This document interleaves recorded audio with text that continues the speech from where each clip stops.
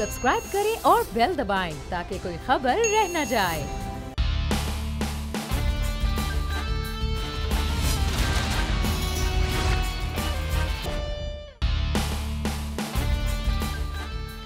अस्सलामुअलैकुम। Special report with Mudassar Iqbal के साथ हाजिर खिदमत है। नाजरीन, मामला यह है कि आज वज़ीर आज़म इमरान खान ने एक बात की कि ताकतवर कानून के नीचे नहीं आना चाहता है। शुगर माफिया चीनी महंगी बेचकर मुनाफा कमा रहे हैं और फिर PDM की सूरत में भी जो इत्तेहाद है उसके बारे में भी आज वज़ीर आज़म ने फिर से बात की है।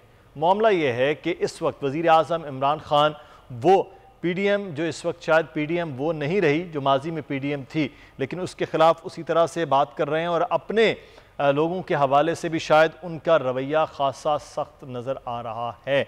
आज हम इस सूरत हाल पर बात करेंगे। साथ ही साथ कल जो कुछ कौमी असम्बली के इजलास में हुआ, एक तो जो बात हुई नामूस रिसालत के हवाले से, दूसरा वहाँ जो शाहिद खाकान अब्बासी साहब का रवैया नज़र आया है। वो एक हम्बल इंसान है, साबिक वज़ीर आज़म रह चुके हैं, 12 वो पार्लियामेंट के मेंबर रह चुके हैं, उसके बावजूद इतना सख्त लहजा, इतनी सख्त किस्म की ज़बान उन्होंने इस्तेमाल की और आज कुछ ही देर पहले स्पीकर कौमी असम्बली ने उन्हें लेटर भी भेज दिया है और उनसे इस सारे अमल की वजाहत भी मांगी और माफ़ी के लिए भी कह दिया है। अब देखना यह है कि शाहिद खाकान अब्बासी साहब उनका क्या रद्द अमल इस सारे अमल में होता है। आज हम इस सूरत हाल पर भी बात करेंगे। लेकिन एक और अमल जो इस वक्त हमें नज़र आ रहा है कि एक जानिब तो वज़ीर आज़म पाकिस्तान इमरान खान हाउसिंग स्कीम के इफ्तिताह करते हुए नज़र आ रहे हैं और उन्होंने परसों की अपनी तकरीर में भी ये बात की कि पाकिस्तान की इकॉनमी बेहतर हो रही है। वो बेहतर होती हुई इकॉनमी 4 से 5 अब तब्दील होते हुए बुज़रा खजाना वो कहाँ पाकिस्तान पहुँच रहा है। आज इस सूरत हाल पर भी बात होगी। सबसे पहले हमारे मेहमान मौजूद हैं शौकत बसरा साहब, पाकिस्तान तहरीक इंसाफ के रहनुमा, तर्जुमान पंजाब हुकूमत है। बसरा साहब आपका बहुत शुक्रिया। हमारे साथ मौजूद है राना एहसान साहब, पाकिस्तान मुस्लिम नून के रहनुमा। राना साहब आपका भी बहुत शुक्रिया, आपने हमें वक्त दिया। सर, ये इकॉनमी जो बेहतर जा रही है वो कहाँ है बसरा साहब? और दूसरा ये जो बात हो रही है कि ताकतवर जो है वो कानून के नीचे आना नहीं चाहता, अभी तक जो ताकतवर हैं वो वाकई किसी कानून के नीचे नहीं आ सके हैं। कोई चीज़ ऐसी नहीं है जो उन पर साबित हो पाए करप्शन के हवाले से। मुकदमात तो बहुत हैं, मुकदमात के रेफरेंसेस तक भी दाखिल हो गए हैं, लेकिन इतनी तवालत हो गई है, इतने तूल पकड़ गए हैं ये तमाम तर चीज़ें कि अब ऐसा लग रहा है कि आपकी हुकूमत वाकई सिर्फ जो आप पर इल्ज़ाम हो रहा है कि इंतकाम हो रहा है, कहीं एहतसाब नज़र नहीं आ रहा है। बस सर, एक बात तो हकीकत है कि जो ताकतवर है और जिसके पास पैसा है, आज भी उसका कानून कुछ नहीं बिगाड़ रहा। आज भी हम जो कहते थे कि 2 नहीं 1 पाकिस्तान, जो हम कहते थे कि गरीब के लिए और पाकिस्तान है, अमीर के लिए और पाकिस्तान है, गरीब के लिए और इंसाफ है, अमीर के लिए और इंसाफ है, आज 2.5 साल गुजर गए हैं। हर मुमकिन कोशिश के बावजूद अभी तक शायद हम कामयाब नहीं हो पा रहे। उसकी वजह क्या है? उसकी वजह यह है वो 70 साला आपका गला सड़ा निज़ाम है जिसमें या अमरीत रही या ये दोनों पार्टियां रहीं, जिसमें इन दोनों पार्टियों ने ख़ास तौर पर तमाम इदारों को अपने घर की लौंडी बनाया और जो इदारा और जो मुलाजम उनके सामने खड़ा होता था उनका या कत्लेआम होता था या उनको मुकदमात दर्ज हो जाते थे और इनको कोई पूछने वाला नहीं था और ये मुकद्दस गाय थे। और यही वो इदारे हैं, आपको याद होगा, आप उठाकर देख लें कि सुप्रीम कोर्ट ने अगर इनको पूछना चाहा उन पर हमला आवर हो गए। अगर इनको सुप्रीम कोर्ट ने नाअहल किया, उन्हें कहा जजों के बच्चों को मार देंगे। ये कौन होते हैं हमसे पूछने वाले? इसी तरह आप वो जजेस को देख लें जो इनके लिए काम करते रहे। सो कहने का मकसद ये है कि प्राइम मिनिस्टर ने जो आज बात कही है, हम कोशिश कर रहे हैं इस मिथ को तोड़ें। आज भी सिस्टम के अंदर लोग मौजूद हैं और हर इदारे के अंदर अच्छे बुरे लोग मौजूद होते हैं। आज भी लोगों के जहनों में ये वहम और खौफ है कि अगर ये माफिया दोबारा आ गया, जिस तरह राना सनाउल्लाह ने कल कहा 2 दिन पहले, चीफ सेक्रेटरी सुन लो, तुम्हारे बच्चों ने भी यहाँ रहना है, तुम्हारी भी यहाँ नौकरियाँ होनी है, सुन लो कमिश्नर। तो ये क्या था? ये माफिया नहीं तो और क्या है? कहने का उनका वो मैसेज क्या दे रहे हैं कि अगर हम आ गए तो जिस तरह मॉडल टाउन में हमने भूना था लोगों को गोलियों के साथ, जिस तरह लोगों को मारा था, हम उस तरह आपको मारेंगे। इसी तरह चीफ सेक्रेटरी, और ये पुराना माइंड सेट है। हम कोशिश कर रहे हैं और उसके लिए आप देखिए कि सबसे पहला काम क्या हुआ है कि जो अपने आप को मुकद्दस गाय समझते थे उनको कोई टच नहीं कर सकता था। ये तो ज़रूर हुआ कि उनके खिलाफ मुकदमात हुए, वो अरेस्ट हुए, वो जेलों में गए और उनसे रिकवरियां हो रही हैं। यही सबसे बड़ा मसला है जो इमरान खान साहब के खिलाफ ये सब लोग इकट्ठे हुए हैं। उनका एक ही टारगेट है कि किसी ना किसी तरीके से इमरान खान साहब को घर भेजा जाए, इनकी हुकूमत ख़त्म की जाए। जब ये भानुमती का कुनबा इकट्ठा था, जब ये नाकाम हो गए, जब आर पार करना था, इस्तीफे मुंह पे मारने थे, तो फिर ये दीन, मज़हब, इस्लाम उसके नाम पे छुपकर अब ये वार करना चाहते हैं। तो इसके लिए ज़हनी तौर पर तैयार रहें। जहाँ तक मुदस्सर नामुस्से रिसालत की बात है, मैं उस पे आता हूँ सर, नामुस्से रिसालत वाले टॉपिक पे, लेकिन आपकी जो बात की मैं वो और उसका जो आप वज़ीर आज़म इमरान खान ने PDM पर जो बात की है उसका जवाब जान लेते हैं राना साहब से। राना साहब, वज़ीर आज़म ने कहा कि यहाँ ताकतवर कानून के नीचे नहीं आने चाहता, इसलिए PDM जैसे इत्तेहाद बनाए जाते हैं ताकि हुकूमतों पर प्रेशर डाला जाए और उन सारी चीज़ों से निकला जाए जो मुकदमात, जो कानून से बालातर होकर ये कर रहे हैं। तो PDM के अंदर तो बड़ी जमातों पर ये इल्ज़ाम भी और उनके खिलाफ केसेस भी थे, इसीलिए PDM बनी कि हुकूमत को काबू किया जाए, हुकूमत पर प्रेशर डाला जाए। देखिए, इमरान खान ने बिल्कुल सच बोला कि ताकतवर जो हैं PTI के दौर के अंदर कानून की जद में नहीं आते। आपने शुगर स्कैंडल देखा, आपने देखा कि असद उमर जो है उनको क्लीन चिट दे दी जाती है, बुजदार जो है उसको क्लीन चिट दे दी जाती है जिसने 3 अरब की सब्सिडी दी। इसी तरह आपने आटे की कीमतें 35 रुपए से 95 रुपए पे चले जाती हैं और आम आदमी के जो है वो जेब कुतरी जाती है पूरे तरीके से। अरबों रुपए का टीका लगाया जाता है और माफिया अरबों रुपए कमाता है और कोई आदमी पकड़ा नहीं जाता। आपने ऑयल मार्केटिंग कंपनीज का स्कैंडल देखा कि अरबों रुपए की करप्शन हुई और कोई बंदा जो है वो कानून की जद में नहीं आता। इसी तरह जो अद्वियात हैं, जो मेडिसिन हैं, 500% उनमें इजाफा होता है और वजीर जो है वो फारिग कर दिया जाता है और उसको जनरल सेक्रेटरी पार्टी का बना दिया जाता है। कोई अकाउंटेबिलिटी नहीं होती और कोई बड़ा आदमी जो है वो कानून की जद में नहीं आता। तो इमरान खान साहब सच बोल रहे हैं कि आज PTI के दौर में करप्शन परसेप्शन इंडेक्स जो है वो 117 से 124 पे चले जाती है और कोई बड़ा आदमी जो है वो कानून की जद में नहीं आता। जितनी करप्शन इस दौरे हुकूमत में बढ़ी है और जितने माफियाज जो हैं वो इनके लेफ्ट राइट बैठे हुए हैं इस काबीना के अंदर और वो मौजे मार रहे हैं और कोई बंदा कानून की जद में नहीं आता। तो मैं इमरान खान की जो है इस स्टेटमेंट से एग्री करता हूं। जहां तक ऑपोजिशन के ऊपर अकाउंटेबिलिटी की बात है, उसका तमाशा तो अवाम ने देख लिया और देख रही है कि किस तरीके से 2-2 साल लोगों को जेल में डाला जाता है, ना रेफरेंस दायर किया जाता है, ना केस बनाया जाता है और जब वो जेल में जाते हैं तो ना कोई तफ्तीश की जाती है, ना इंक्वायरी की जाती है और हर बंदा जो इन्होंने जेल में डाला वो बेल लेके बाहर आ गया क्योंकि इनके केस कमजोर हैं। मीडिया ट्रायल किया जाता है, कीचड़ उछाला जाता है और उसके बाद जब एविडेंस की बारी आती है तो इनके पास कुछ नहीं है। ये हमें मॉडल टाउन कातिल का लक़ब देते हैं, खुद ये कातिल बन गए हैं। आज इन्होंने दिखाया कि ये जो इन्होंने हाई हैंडेडनेस दिखाई, जो ना अहली दिखाई, उससे ये आज खुद कातिल बन गए हैं और जो है बेगुनाह मुसलमानों के कातिल बने। बिल्कुल सही हो गया। जो आपने बात अभी चीनी के हवाले से की, एक बड़ी खबर है हमारे पास। उमर हयात हमारे नुमाइंदे हमारे साथ मौजूद हैं, उनसे तफसील लेंगे, लेकिन मैं इब्तदाई तौर पर आपको इस खबर से मुतालिक बताता चलूँ कि चीनी की कीमतों को पर कैसे लगे हैं। अवाम पर बोझ डालने की जिम्मेदार वजारत तिजारत करार दी गई है। ऑडिटर जनरल ऑफ पाकिस्तान की रिपोर्ट में यह इंकशाफ हुआ है। रिपोर्ट के मुताबिक पाबंदी के बावजूद 55,000 टन से ज्यादा चीनी एक्सपोर्ट की गई। ये चीनी अप्रैल 2019 से जनवरी 2020 के दौरान एक्सपोर्ट की गई है, यानी कि इन 8 महीनों के अंदर एक्सपोर्ट की गई पाबंदी, जहां पर इक्तिसादी राब्ता कमेटी ने बरामद पर पाबंदी भी आयद की थी। इस बरामद की वजह से कीमतों में इजाफा हुआ। 10 माह में चीनी की कीमत में 25 रुपए किलो इजाफा हुआ है। उमर हयात हमारे नुमाइंदे हमारे साथ मौजूद हैं। उमर, मजीद क्या बताया ऑडिटर जनरल ऑफ पाकिस्तान की इस रिपोर्ट के अंदर?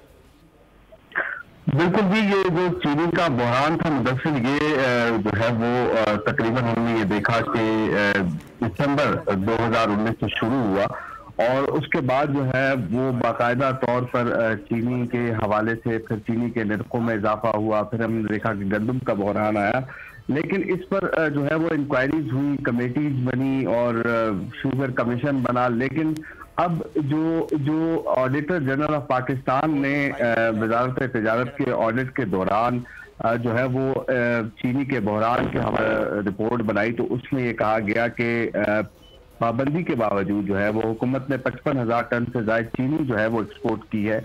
और ये चीनी अप्रैल 2019 से जनवरी 2020 के दौरान जो है वो एक्सपोर्ट की गई है। और वजारत तिजारत ने चीनी के स्टॉक का जो है वो जायजा लिए बगैर ये चीनी एक्सपोर्ट की। इक्तिसादी राब्ता कमेटी की जानिब से जो पाबंदी आयद की थी चीनी बरामद की गई करने की, उसको जो है वो बिल्कुल बालाए ताक रखा गया। 10 माह में चीनी की कीमत में 25 रुपए फी किलो से जायद का जो है वो इजाफा भी हुआ। और ऑडिटर जनरल ऑफ पाकिस्तान तिजारत को जिम्मेदार अफसरान के खिलाफ जो है वो कार्रवाई की भी हिदायत की। और इसके साथ साथ वजारत तिजारत मेरा सवाल यहाँ पर यह है कि जब इक्तिसादी राब्ता कमेटी ने पाबंदी आयद की थी तो फिर वजारत तिजारत खुद से ये तमाम तर फैसले लेती रही और वजीर तिजारत उसमें मुलव्वस थे, सेक्रेटरी तिजारत भी होंगे, ये लोग ही सिर्फ थे। देखिए, इसमें जब इक्तिसादी राब्ता कमेटी ने इस पर पाबंदी आयद की तो उस वक्त से हम ये देखते हैं कि जो पाकिस्तान की जानिब से पहले जो मुआहदे किए जाते हैं, कॉन्ट्रैक्ट किए जाते हैं, वो कॉन्ट्रैक्ट मौजूद होते हैं। तो लेकिन अगर आपके पास स्टॉक इतना नहीं है और वो स्टॉक जो है कम है, फिर आप अगर मुआहदा करते हैं, सबसे पहले तो आपको अपने स्टॉक का जो है वो जायजा लेना चाहिए। और स्टॉक के जायजे के बाद आप किसी भी मुल्क को जो है वो चीनी बरामद कर सकते हैं। और यही वजह है कि हमें जब इस तरह के मामलात हुए और फिर हमें चीनी जो है वो दरामद करना पड़ी और फिर चीनी के नर्ख भी बढ़े। जब हम अपनी मुल्की ज़रूरियात के मुताबिक जो है वो चीनी की जो तलब है, अगर हम उसको भी अगर एक्सपोर्ट करना शुरू कर दें तो फिर मामलात मजीद जो है वो यकीनी तौर पर आवाम के लिए हो जाते हैं। इसी तरह गंदम की सूरत हाल, गंदम के साथ भी यही मामला हुआ था मुदस्सिर। बिल्कुल सही हो गया। हमें उमर हयात रिपोर्ट कर रहे थे, तफसीली जो है AGP की जानिब से report I, auditor general of Pakistan की जानिब से एक चार्जशीट की सूरत इख्तियार कर गई है। बसरा साहब, ये जो auditor general of Pakistan report दे रहे हैं, वजारत तिजारत भी आपकी हुकूमत के होते हुए ये सारी चीज़ें हुई और उसका खमियाजा एक आम आदमी को अब भुगतना पड़ रहा है। लाइनों में लग के वो चीनी ले रहा है, हुकूमत परेशान है, चीनी कैसे अब लेके आनी है, जब पहले ही इन सारी चीज़ों पर पाबंदी इक्तिसादी राब्ता कमेटी लगा रही है, खुद से फैसले कर लिए। तो इसका मतलब है कहीं ना कहीं किसी न किसी के लिए फ़वायद थे इन फैसलों के अंदर, तभी ये कुछ हुआ है। मुदस्सर, आपको माजी में याद होगा कि ये इदारे जुर्रत नहीं करते थे कि कोई रिपोर्ट अगर गवर्नमेंट के ख़िलाफ़ आती थी, वज़ीर आज़म के या उनके साथियों के या उनके वज़रा के, MNAs MPs के, उनको उनके ख़िलाफ़ उनकी जुर्रत नहीं होती थी बोलने की। लेकिन आप इस बात को अप्रीशिएट करें कि हुकूमत ने फ्री हैंड दिया हुआ है तमाम इदारों को, और जो भी चीज़ है हक़ाइक़ को हम सामने लेके आते हैं, बल्कि जो कमेटियाँ बनती हैं, जो कमीशन बनता है, उनकी रिपोर्ट्स पब्लिक करते हैं और उनके ऊपर कार्रवाई करते हैं। तो रेस्ट श्योर, ये जो रिपोर्ट ऑडिट की रिपोर्ट आई है, प्राइम मिनिस्टर साहब, इसमें जो लोग भी जिम्मेदारान होंगे तो उसमें किसी को भी स्पेयर नहीं किया जाएगा। और आपको इस बात का इससे अंदाज़ा लगा लेना चाहिए कि जो GIT बनाई गई थी चीनी माफिया के, अभी जो राणा साहब बात कर रहे थे, अंदाज़ा करें, बात भी उल्टी कर रहे हैं कि वो GIT बनाई, चीनी की मिलें किन की हैं, या शरीफ ख़ानदान की हैं या पीपल्स पार्टी के रूलिंग ख़ानदान की हैं। तरीन साहब की मेरे ख्याल में उसमें 10% उनकी हैं। तो ये एक ना मेरी है, ना राणा साहब की, ना आपकी शुगर मिल है। अच्छा, अब जितनी की जितनी शुगर मिलें हैं, उनकी रिपोर्ट आने के बाद FIA को कहा गया कि आप ये जो मसनूई कीमत बढ़ाई जाती है, ख़ुद तयन करते हैं, आप इसके खिलाफ कार्रवाई करें। उसके ऊपर अगर हम दबाना चाहते, हमें तरीन साहब को उनका मकसूद होता, अभी आप देख लेना, तरीन साहब की तो मेन वो हार्ट बर्निंग इस बात पे हो रही है कि मैंने जिस पार्टी के लिए इतनी कुर्बानियाँ दी, दिन रात मेहनत की, उनका मौक़िफ़ ये है कि मेरे ऊपर जो मुकदमात हैं वो गलत हैं, वो ज़्यादती कर रहे हैं इदारे, और उसको ज़ाहिर है इदारे देखेंगे इसको, और हम कहते हैं कि इदारे फ्री हैं और वो जो फैसला करेंगे मंजूर होगा। तो ये कोई भी रिपोर्ट आ जाए, कोई भी जिम्मेदारान हो, कोई राइट लेफ्ट वज़ीर आज़म साहब के साथ हो, तो वो कानून का सामना करेंगे, वो इदारों का सामना करेंगे। ये अगर इदारों का सामना वो करेंगे, इसमें दो राय नहीं है। लेकिन मसला ये है कि ये भी तो हुकूमती नाअहली है कि ये सब कुछ होता रहा, खामोशी से देखा जाता रहा बाकी लोगों की जानिब से। अब जब कुछ हो गया है, तबाही मच गई है, फिर जिम्मेदारों का तयन हो रहा है, नंबर 1 ये है, नंबर 2 ये है, नंबर 3 ये है। तो ये खबर भी एक और मैं देता चलूँ, ये भी इसी हवाले से एक्सक्लूसिव एक और खबर है कि इस्लामाबाद शुगर स्कैंडल में 2 बड़ी हुकूमती तलबियाँ हो गई हैं। सूबाई वजीर पंजाब मियाँ असलम इकबाल जो है वजीर तजारत सनत तजारत है, उनको 4 मई को नैब रावलपिंडी ने तलब कर लिया। उनके साथ सूबाई वजीर खुराक समीउल्लाह चौधरी उनको भी तलब किया गया है। तो नैब ने शुगर स्कैंडल में तहकीकात का दायरा वसी किया है। नैब की कंबाइंड इन्वेस्टिगेशन टीम मियाँ असलम से तफ्तीश करेगी, ये ज़राए बता रहे हैं। मियाँ असलम ने अभी इस बात को डिनाई किया, उनके पास कोई तलबी का नोटिस नहीं आया है। चीनी बहरान की तहकीकात अब अहम मोड़ पर पहुंची हैं, तो हुकूमती लोग भी अब जो है वो पेश हो रहे हैं नैब में और उनको भी बुला लिया गया है। तो राना एहसान साहब, आप कह रहे हैं कि दाएं बाएं नजर नहीं आ रहे। जहांगीर तरीन साहब इस वक्त इसी और उनका पूरा ग्रुप 55-56 लोग नाला हैं इसी बात पर, और जिसपे राना सनाउल्लाह साहब तो कह रहे हैं कि उनकी जेब में पड़ा हुआ है पूरी की पूरी हुकूमत विफाक की और सूबों की, वो रिडार पर हैं। मियाँ असलम साहब को नोटिस हो गए हैं, समीउल्लाह चौधरी साहब को नोटिस हो रहे हैं, बाकी लोगों के लिए हैं। तो सर, हुकूमत के होते हुए हुकूमत के खिलाफ तो एक्शन ले रहे हैं ना इदारे। मुदस्सिर, देखें अभी आपकी जो रिपोर्ट आई उसने 2 चीजों को पॉइंट आउट किया है। एक कि एक्सपोर्ट क्यों की गई चीनी, इजाजत क्यों दी गई जब आपके पास स्टॉक यहां अवेलेबल नहीं थे। इस चीज के ऊपर जो है वो जो JIT बनी उसने हाईलाइट किया उन लोगों को, उनके नाम लिए, बुजदार ने सब्सिडी क्यों दी। लेकिन जितनी कार्रवाई है वो इनके खिलाफ नहीं हो रही। उस काबीना के इमरान खान जो काबीना का सरबरा है जिसने अप्रूवल दिए, उसके खिलाफ नहीं हो रही। असद उमर जो ECC का हेड है उसके खिलाफ नहीं हो रही। ये व्हाइट वॉश है। चीनी आज भी गायब है, सस्ती नहीं मिल रही, महंगी मिल रही है, 120-130 रुपए में मिल रही है। ये सिर्फ टोपी ड्रामा है अकाउंटेबिलिटी का। लेकिन जिनके ऊपर कानून थोड़ा सा कम कर लें, राना साहब थोड़ा सा कम कर लें। जिनके ऊपर कानूनी कार्रवाई होनी चाहिए है, जिनके ऊपर कानूनी कार्रवाई होनी चाहिए, जो ताकतवर है, उसके खिलाफ कुछ नहीं।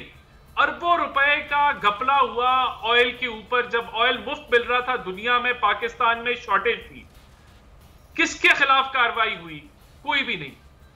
किसी जो है वो इनके वजीर, इनके जो मुशीर हैं, किसी का नाम नहीं आया। BRT का प्रोजेक्ट किसी का नाम नहीं आया। बिलियन ट्री सुनामी किसी का नाम नहीं आया। तो ये सच है कि यहां जो है माफिया जम पल रहे हैं इनकी काबीना के अंदर, और अवाम रुल रही है। अवाम महंगाई की जद में खत्म हो चुकी है, मर रही है, भूख से मर रही है, यहाँ बेरोजगारी फैल रही है, और ये यहाँ सिर्फ आई वॉश कर रहे हैं। माफिया पे माफिया की जो है वो कहानी रच रहे हैं और निकल कुछ भी नहीं रहा। अवाम को राना साहब वो तो कह रहे हैं ना कि कार्टेल है और उस कार्टेल को तोड़ना बड़ा मुश्किल हो रहा है, इस वजह से वो कार्टेल ये सब कुछ कर रहे हैं। तो इस कार्टेल की कहानी मुदस्सिर मैं आपको बता दूं। देखें, इन्होंने कहा कि कॉटन के अंदर भी कार्टेल है। अब मुझे बताएं, जब 12 मिलियन बेल्स की प्रोडक्शन जो 2018 में थी कॉटन की, उसको आप 5 मिलियन बेल्स पे ले आएंगे और 6 मिलियन बेल्स की पाकिस्तान में शॉर्टेज होगी, तो फिर कॉटन महंगा ही होगा ना। फिर ये कहेंगे ये माफिया सब कुछ कर रहा है। इनकी नाअहली, इनकी करप्शन और ये इनकी जो इनकॉम्पिटेंस है, सर, वो वजह है। ये राना साहब, ये वैसे एक बड़ा लंबा टॉपिक है कि इस वक्त जो है वो कॉटन के एरियाज में किस तरह गन्ने की काश्त हो रही है, ये भी एक बड़ा बहरहाल जुल्म है। ये एक अलग टॉपिक है जिस पे किसी दिन ज़रूर बात की जा सकती है। लेकिन मैं ये जो नैब ने अब नोटिस भेजे हैं 2 सूबाई वज़रा को, अफजल जावेद हमारे नुमाइंदे, उनसे थोड़ी सी तफसील में ले लूँ इस खबर से मुतालिक। अफजल, तो इन लोगों को क्यों बुलाया गया है? सूबाई वज़ीर खुराक जो हैं वो समीउल्लाह चौधरी और मियाँ असलम इकबाल को, इन लोगों का इस सारे शुगर स्कैंडल में क्या लेना देना? हाँ जी, देखिए, नैब की रावलपिंडी की जानिब से जो ये इन्वेस्टिगेशन चल रही है शुगर इंक्वायरी के हवाले से चेयरमैन नैब जस्टिस इकबाल की हदायत पर, तो इन दोनों शख्सियात, इसमें मियाँ असलम हैं जो सूबाई वजीर हैं और जो साबिक सूबाई वजीर खुराक है समीउल्लाह चौधरी, इन्होंने इनसे तमाम रिकॉर्ड मांगा है जो 2018-2019 में शुगर पर दी जाने वाली सब्सिडी है उसका रिकॉर्ड मांगा है। क्योंकि नैब इस वाले सबसे बड़ी ये इन्वेस्टिगेशन करिए कि उस अरसे के दौरान जितनी भी जो सब्सिडी दी गई हैं शुगर मिलों को, उनमें इन दोनों वज़रा का कितना ताल्लुक है। जो एक असल रसूल बताया जा रहा है कि किसी अहम शख्सियत के कहने पर जानबूझकर सब्सिडी दी जाती है। तो लिहाजा नैब जो है तमाम इन मामला का जो तफसीली जायजा ले रही है और पंजाब में जितनी शुगर मिले थी उनको दी जाने वाली सब्सिडी का रिकॉर्ड जो है इन दोनों शख्सियत से मांगा गया है। 4 मई की डेट दी गई है कि नैब रावलपिंडी की जो कंबाइंड इन्वेस्टिगेशन टीम है जिसकी बराह रास्त निगरानी DG नैब रावलपिंडी इरफान मंगी कर रहे हैं, उनके सामने न सिर्फ पेश होंगे बल्कि तमाम जो इन 2 सालों का रिकॉर्ड है सब्सिडी का वो भी इनको साथ लाने के इक़दाम जारी किए गए ताकि इस चीज़ का बाकायदा तौर पर जायजा लिया जा सके कि आया कि बरामदात का इस शुगर इंक्वायरी स्कैंडल से कितना ताल्लुक है। जी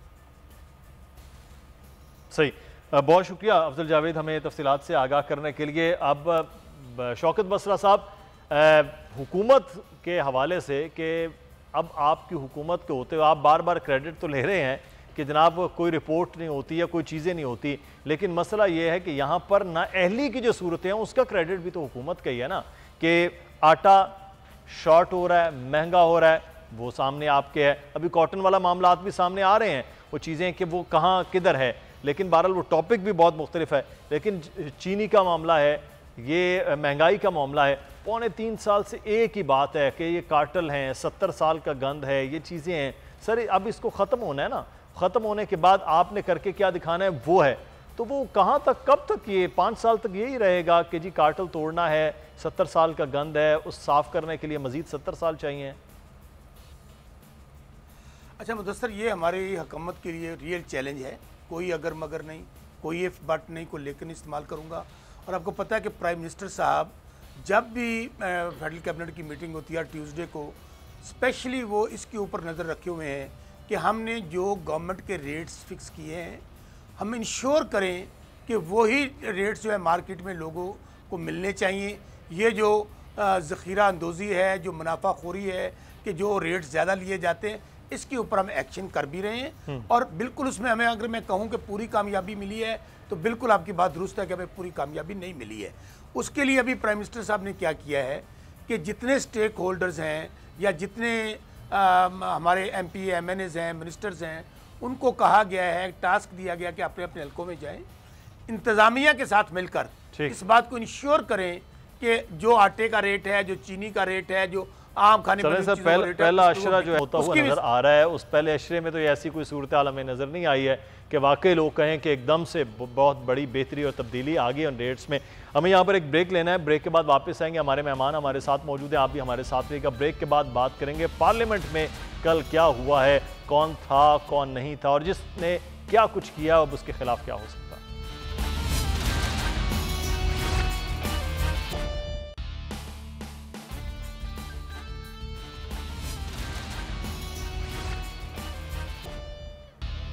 ब्रेक के बाद आपको खुश आमदीद कहते हैं। कल कौमी असम्बली का इजलास बड़ा इस हवाले से अहम था कि नामूस रिसालत के हवाले से एक प्राइवेट मेंबर के तौर पर बिल भी पेश किया गया हुकूमती रुकन की जानिब से, और उसके बाद उस पर बहस भी हुई। लेकिन उस जो करारदाद लाई गई थी, माजरत बिल के कह रहे करारदाद लाई गई, उस करारदाद को बुनियादी तौर पर पाकिस्तान मुस्लिम यूनियन ने कहा कि अधूरी है, मुकम्मल तौर पर करारदाद जो है वो लाई जाए। लेकिन इसी बातचीत के आगाज़ में ही साबिक वज़ीर आज़म शाहिद खाकान अब्बासी खासे बरहम हुए और कुछ ऐसे अल्फाज कहे जो शायद पार्लिमानी जो एक लैंग्वेज है उसमें इस्तेमाल भी नहीं होते। राना एहसान साहब, क्या वजह है?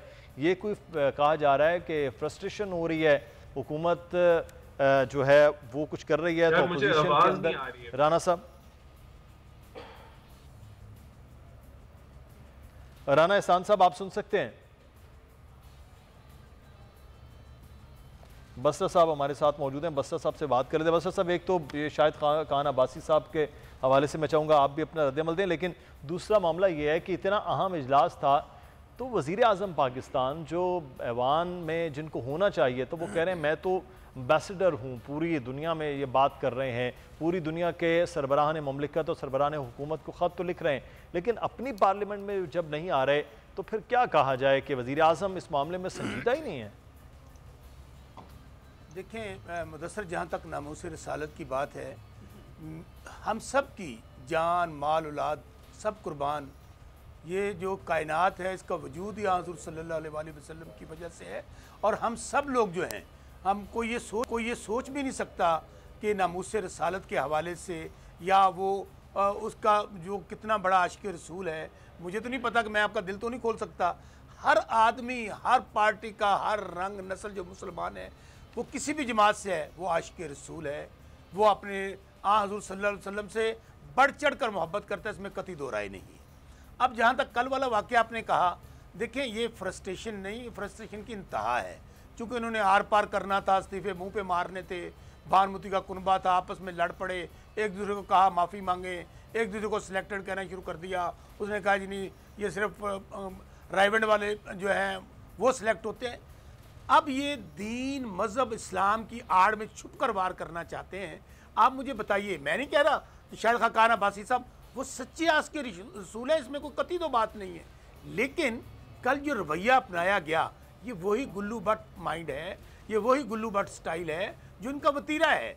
वो आप शुरू से इनको लेकर आ जाएं कि वो सुप्रीम कोर्ट पे हमला हो, वो जजों को मारने की बातें हों, वो ब्यूरोक्रेट्स के खिलाफ कार्रवाइयाँ हों, सियासतदानों के खिलाफ कार्रवाइयाँ हों, मॉडल टाउन का वाक़या हो, राना सनाउल्लाह की कल वाली गुफ्तगू निकाल लें, तो ये उन्होंने, मुझे तो कोई हैरानगी नहीं हुई है, मुझे कोई हैरानगी नहीं है कि चूँकि इनसे अब किसी बात की भी तवक्को कर सकते हैं। बल्कि कल शायद खाकान अब्बासी साहब से एक प्रोग्राम में पूछा गया कि आप बताएं आप सफ़ीर को निकालना चाहते हैं, तो साथ ही वो इफ बाट लगाने लगने। भाई इसका एक तरीका कार है। आपने कहा प्राइम मिनिस्टर क्यों नहीं आए?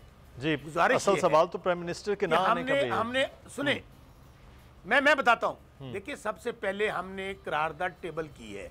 करारदाद टेबल करने के बाद इसको एक स्पेशल कमेटी के सुपुर्द किया है। स्पेशल कमेटी में कौन होंगे? उसमें हाउस के तमाम पार्लिमानी पार्टियों की उसमें शमूलियत होगी, उनके मेंबरान होंगे। उसके बाद अगर वो ये समझते हैं कि हमने करारदाद इस तरह ड्राफ्ट नहीं करनी, करारदाद किसी और तरीके से ड्राफ्ट करनी है, वो भी हो जाएगी। और प्राइम मिनिस्टर साहब जिस दिन करारदाद वहाँ से पास होनी है या करारदाद वहाँ से जो भी उसकी फेट होगी, प्राइम मिनिस्टर साहब मौजूद होंगे। अभी कल तो एक प्रिलिमिनरी स्टेज थी, करारदाद पुट हुई है, लेकिन मैं फिर कह रहा हूँ कि हम कौन होते हैं?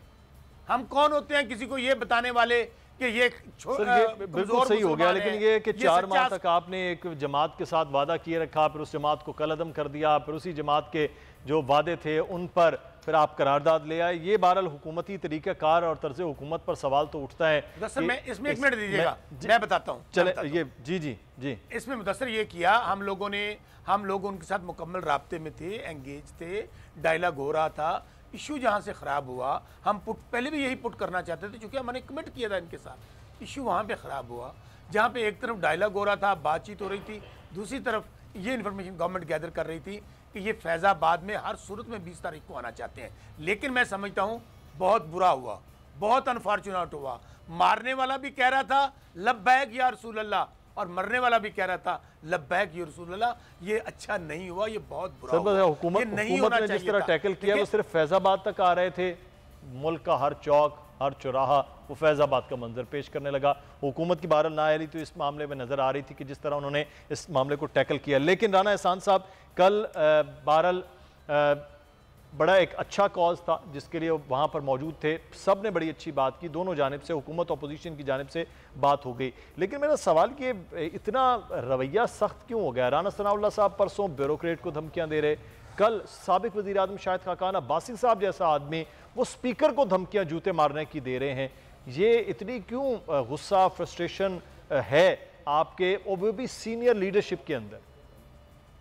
देखिए, आपने कल पार्लियामेंट में देखा कि जो मिनिस्टर फॉर रिलीजन थे, जो मजहबी उमूर के जो वजीर थे, उन्होंने किस तरह नमूसे रिसालत की खिलाफ वर्जी का इल्जाम लगाया, एक बिलो द एक सियासी रंग दिया नमूसे रिसालत को, जो कि कंडेमेबल है। यही रवैया जो है इनका पार्लियामेंट में थ्रू आउट रहा है। इसी तरह आपने ये भी देखा कि जब जो स्पीकर थे उनको कहा गया कि हमें बोलने का मौका दिया जाए, वो अपनी यकतरफा कार्रवाई करना चाह रहे थे, तो उसको रोका गया। और कल खाकान अब्बासी ने मुख्तलिफ प्रोग्राम्स में भी बताया कि ये जो गुस्सा चढ़ा वो इसलिए चढ़ा कि हम पार्लियामेंट में अपना मौक़िफ़ देने आते हैं। अगर आप मौक़िफ़ भी ना लें, हमें मौका ही ना दें, तो फिर पार्लियामेंट का मकसद क्या है? फिर आपने पार्लियामेंट को न्यूट्रलिटी से नहीं चलाना। लेकिन उन्होंने ये भी कहा कि बेहतर होता कि मैं शायद इतना गुस्सा ना, इसका इजहार ना करता तो बेहतर होता, लेकिन हमें मजबूर कर दिया जाता है जब इतनी पार्शियलिटी के साथ पार्लियामेंट को चलाया जाता है। लेकिन कल आपने ये देखा कि जिस तंजीम को इन्होंने कलादम करार दिया, उससे मुज़ाकरात किए, फिर उनसे ना सिर्फ मुज़ाकरात किए, फिर प्राइवेट मेंबर के तहत जो है वो बिल पेश किया गया, जिसका मतलब ये है कि पीटीआई ने इस रेजोल्यूशन को ओन नहीं किया ये पीटीआई की तरफ से रेजोल्यूशन नहीं आई, ये हुकूमती सतह पर नहीं थी बल्कि प्राइवेट मेंबर के तौर पर। सही। तो हमारा सवाल यही था कि भाई आपने मुआहदे तो हुकूमती सतह पे किए इनसे, वो मुआहदे आप पार्लियामेंट में लेके आए, क्या मुआहदे किए, आईनी थे, गैर आईनी थे, क्या पॉलिसी थी हुकूमत की, वो उसको रखे बगैर आप रेजोल्यूशन लेके आ रहे हैं, वो मुआहदे पेश करें। नंबर 2, ये हुकूमत जो है वो रेजोल्यूशन इसकी ओनरशिप ले, अगर ये इसकी ओनरशिप नहीं लेगी तो फिर इस रेजोल्यूशन का क्या मकसद है, ये कहां से प्राइवेट मेंबर के तौर पे क्यों पेश की जा रही। और तीसरा ये कि खुद ये कॉन्ट्राडिक्टरी रेजोल्यूशन थी जिसके अंदर वो रेजोल्यूशन में फरमा रहे हैं कि जो फॉरेन पॉलिसी है उसका तयन जो है हुकूमत ने करना है, और दूसरी दफा आप रेजोल्यूशन में कह रहे हैं कि इस पे बहस हो कि फ्रांसीसी सफीर को जो है वो बाहर निकाल दिया जाए। तो ये एक कॉन्ट्राडिक्टरी रेजोल्यूशन, एक हाईवॉश था, ये सिर्फ एक पेस सेविंग के लिए रेजोल्यूशन की, इसका और मकसद नहीं था, और ये एक्सपोज हो गए। हमारी पार्टी ने इनको एक्सपोज किया इन सारे पॉइंट्स पे, तो मैंने आपको बयान। बिल्कुल सही। अच्छा बसरा साहब, ये कल अमजद नियाजी साहब बोल के प्रोग्राम जो है वो अरबाब जहांगीर साहब के साथ थे, उन्होंने ये कहा कि मैं ये प्राइवेट मेंबर के तौर पर ये बिल जो है तो हुकूमत की सतह पर ये माजरत करारदाद जो है वो नहीं लाई गई है बल्कि एक प्राइवेट मेंबर के तौर पर लाई गई। आप खुद पार्लियामेंटेरियन रहे हैं पंजाब असम्बली में, प्राइवेट मेंबर का बिल और हुकूमती जो कोई करारदाद होती है बहुत मुख्तलिफ इनमें है, तो हुकूमत यहाँ ओनरशिप नहीं ले रही है इस सारे अमल की। नहीं, मैं मुदस्सर इसको क्लियर कर दूं। देखें, एक तो नियाजी साहब का तल्लक तहरीक इंसाफ की हुकूमती जमात के साथ है। दूसरी बात जो आप बात समझ नहीं रहे सब दोस्त, उसको ज़रा मैं क्लियर करूं कि इसमें जब उसको पुट किया गया उसमें बाकायदा हाउस की सेंस ली गई। हाउस ने कहा कि बिल्कुल इसको अडॉप्ट किया जाए, करारदाद को अडॉप्ट किया गया, और उसको किसके हवाले किया गया है, उसमें स्पीकर साहब ने जो कमेटी बनाई है उसमें हुकूमत के लोग, पार्लियामानी उसमें अपोजिशन के लोग और तमाम पार्लियामानी पार्टियों के लोग मौजूद होंगे।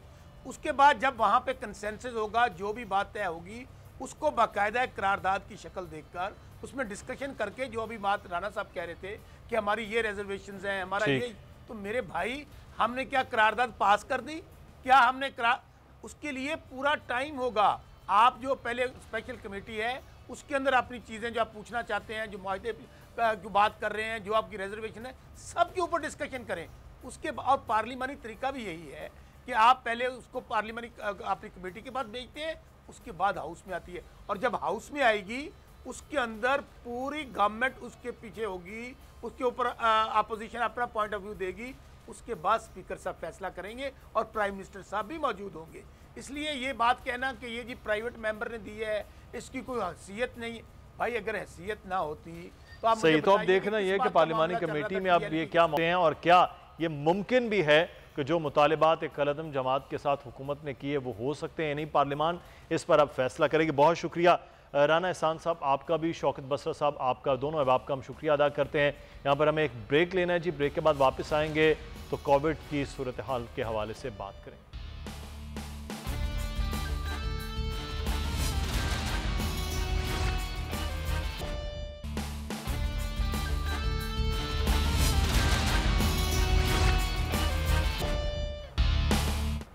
ब्रेक के बाद आपको खुश आमदीद कहते हैं। कोरोना जो तीसरी लहर है तेज़ी के साथ फैल रही है। 24 घंटों के दौरान 148 मरीज जाँ बहक हो गए, जबकि 5,500 नए केसेस भी रिपोर्ट हो गए हैं। सूरत हाल खासी गंभीर हो रही है कि 148 अमवात जो हुई हैं उनमें 52 मरीज वेंटिलेटर पर थे। अंदाज़ा आप लगा लीजिए। असद उमर कुछ ही देर पहले उन्होंने अपनी न्यूज़ कॉन्फ्रेंस में भी बताया और कहा कि 80% वेंटिलेटर्स पर इस वक्त मरीज़ आ चुके हैं और पंजाब में 103 मरीज़ दम तोड़ चुके हैं। खैबर पख्तूनख्वा में 33 अफराद जाँ बहक हुए हैं। गुज़श्ता रोज़ 47,301 टेस्ट किए गए, जिसमें 5,499 अफराद में कोरोना वायरस की तस्दीक हुई है। सूरत हाल गंभीर तीसरी लहर में पहली लहर से भी ज़्यादा है, लेकिन अफसोस कि इस वक्त जो SOPs का अमल है वो पहली लहर जैसा भी नज़र नहीं बिल्कुल आ रहा है। डॉक्टर कैसर सज्जाद साहब हमारे साथ मौजूद हैं, पाकिस्तान मेडिकल एसोसिएशन के सेक्रेटरी जनरल हैं और साथ ही साथ बहुत ज़्यादा बोल पर आकर लोगों के हवाले से आगाही मुहिम में हमारा साथ भी दे रहे हैं। डॉक्टर साहब बहुत शुक्रिया सर आपके वक्त का। डॉक्टर कैसर सज्जाद, आज के जो फिगर्स हम गुज़श्ता 24 घंटों के जो देख रहे हैं वो बहुत खौफनाक हैं, यानी कि 148 मरीज़ इंतकाल कर गए, 52 वेंटिलेटर्स पर वो मौजूद थे। तो ये तो बड़ी गंभीर सूरत हाल इस वक्त हो रही है। बिस्मिल्लाहिर्रहमानिर्रहीम। जी मुदस्सिर, ये मैं समझता हूँ कि हम रोज़ाना इस पे बात कर रहे हैं, लेकिन बजाय के नंबर ऑफ केसेस और नंबर ऑफ डेथ्स जो है, जो हमारी अमवात है उसमें कमी की बजाय उसमें इजाफा हो रहा है। उसकी वजह ये है कि हमारे जो लोग हैं, हमारी जो आवाम है, उन्होंने बिल्कुल जो है इस बात को ध्यान ही नहीं दिया है कि हमें कुछ SOPs को फॉलो करना है। और इस वक्त जो सूरत हाल है पंजाब की, वो बहुत ज़्यादा ख़राब हो चुकी है। लोगों को वेंटिलेटर पे लोगों को जगह नहीं मिल रही है, और उसके साथ साथ KPK की सूरत हाल भी बहुत ख़राब हो रही है, और बलूचिस्तान की भी ख़राब हो रही है। कुछ कदरे अभी बेहतर है सिंध की, लेकिन सिंध में भी कम से कम अभी जो NCOC की रिपोर्ट है कि कराची में 15% लोगों को अब ये प्रॉब्लम हो गई है। और मुझे लगता है कि कुछ हफ्ता 10 दिन में सिंध में, और ख़ासकर जो कराची है उसमें नंबर ऑफ केसेस बहुत तेज़ी से बढ़ेंगे। और हमें डर है कि अल्लाह ना करे जो पिछले साल रमज़ान के बाद जो सूरत हाल, बिस्तर नहीं मिल रहा था लोगों को, वेंटिलेटर की जगह नहीं थी, और लोग रोड के ऊपर इंतकाल कर रहे थे कि एडमिशन नहीं मिल रहा। तो लिहाजा इन सब बातों का एक ही हल है, वो हल है कि लोग SOPs को फॉलो करें। लेकिन इससे ज़्यादा जो इम्पोर्टेंट चीज़ है कि हुकूमत को चाहिए कि SOP सख्ती से अमल कराएं, सख्ती से।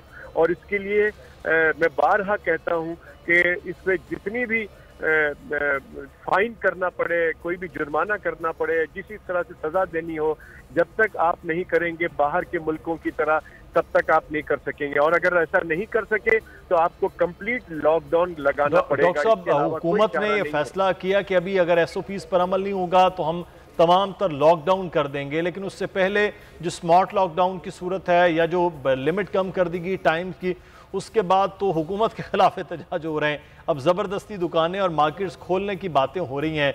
तो ये तो अदराक इस वक्त ताजिर बरादरी हो या आम जो लोग हैं, अवाम जिसे हम कहते हैं, वो भी इस बात का अदराक नहीं कर रहे हैं। तो एक तरफ ये वैक्सीन आ गई, उन्होंने कहा जी बस वैक्सीन आ गई है तो अब तो कोई मसला ही नहीं है। देखिए, बात सारी ये है कि ये रवैया बहुत ही खतरनाक है, और वैक्सीन का भी वही हाल है। हमारे पास वैक्सीन भी उस तादाद में नहीं है। आज अच्छी खबर है कि हेल्थ केयर वर्कर्स की जो वैक्सीनेशन, प्रायोरिटी वैक्सीनेशन खोल दी गई है।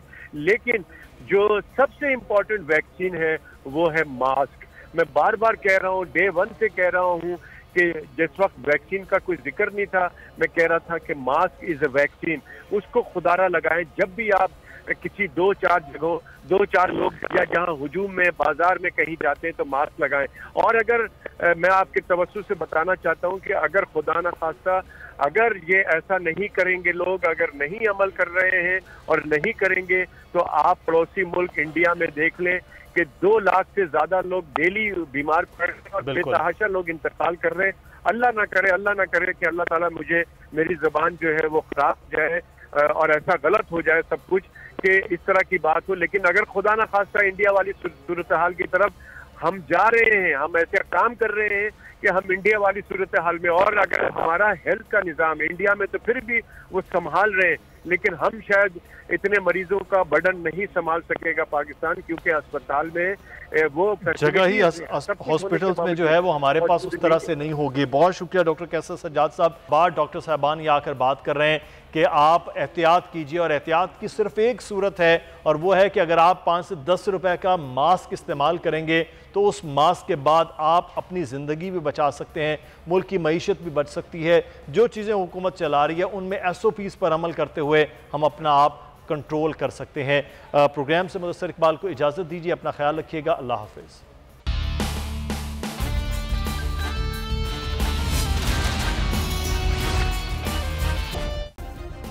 सब्सक्राइब करें और बेल दबाएं ताकि कोई खबर रह न जाए।